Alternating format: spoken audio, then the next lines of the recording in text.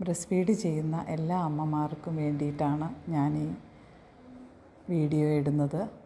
Okay, എല്ലാവർക്കും എൻ്റെ നമസ്കാരം. എല്ലാവരും ഏറ്റവും സന്തോഷത്തോടെയും ആനന്ദത്തോടെയും ആയിരിക്കുന്ന ഒരു സമയമാണ് നമ്മളുടെ കുഞ്ഞുങ്ങളെ ഫീഡ് ചെയ്യുക എന്നുള്ളത്. അതിൻ്റെ ആനന്ദം അനുഭവിച്ചിട്ടുള്ള എല്ലാ അമ്മമാർക്കും അത് മനസ്സിലാകുന്നതായിരിക്കും.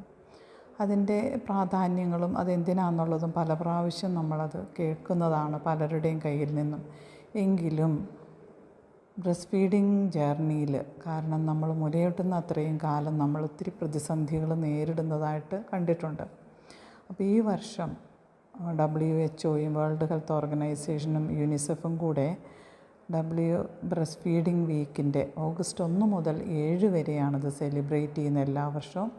അതിൻ്റെ തീമായിട്ട് എടുത്തിരിക്കുന്നത് closing the gap, support for all എന്ന. അതിൻ്റെ അർത്ഥം നമ്മൾ അകലം കുറയ്ക്കുക.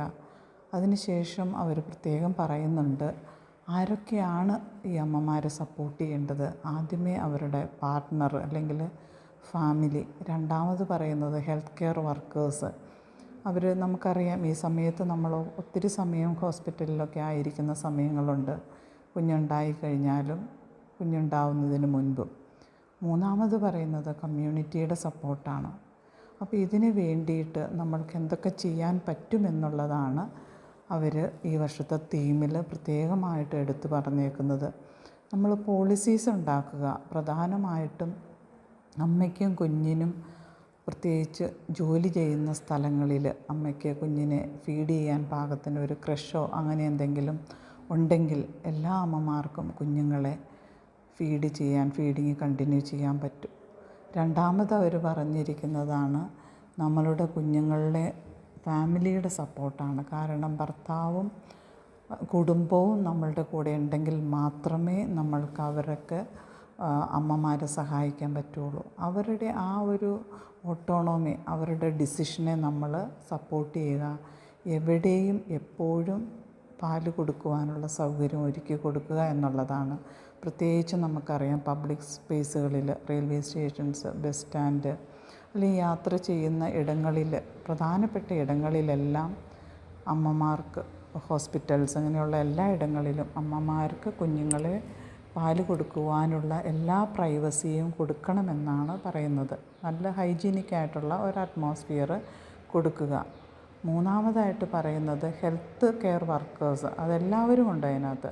അവരെ പൂർണ്ണമായിട്ടും അവർക്ക് ബോധ്യം കൊടുക്കുക. കുഞ്ഞുങ്ങളെ എങ്ങനെയാണ് അമ്മമാർ ഫീഡ് ചെയ്യേണ്ടത്, അമ്മയുടെ ആരോഗ്യം എത്രത്തോളം ശ്രദ്ധിക്കണം, കുഞ്ഞിന് പാല് കൊടുക്കുമ്പോൾ അമ്മ എങ്ങനെയുള്ള വ്യക്തിത്വത്തോടെ ആയിരിക്കേണ്ടത്. ഇതെല്ലാം ഉൾക്കൊണ്ടുകൊണ്ടാണ് ഈ പ്രാവശ്യത്തെ WHO-യുടെ ബ്രസ്റ്റ് ഫീഡിങ് വീക്കിൻ്റെ തീം വന്നിരിക്കുന്നത്. അപ്പോൾ ഞാനൊരു ലാക്ടേഷൻ കൗൺസിലറായ സ്ഥിതിക്ക് എല്ലാ സപ്പോർട്ടും ഇതിന് കൊടുക്കുന്നു. എന്നാലാവുന്ന രീതിയിൽ നമ്മളുടെ രാജ്യത്ത് ഇപ്പോൾ നിയോനേറ്റൽ ഡെത്ത്, നവജാത ശിശുക്കളുടെ മരണനിരക്ക് കുറയ്ക്കുവാനായി നമ്മൾക്ക് എന്ത് ചെയ്യുവാൻ സാധിക്കുമോ അതെല്ലാം ചെയ്യുവാനായിട്ടുള്ള സാഹചര്യങ്ങൾ ഒരുക്കുക എന്നുള്ളതാണ്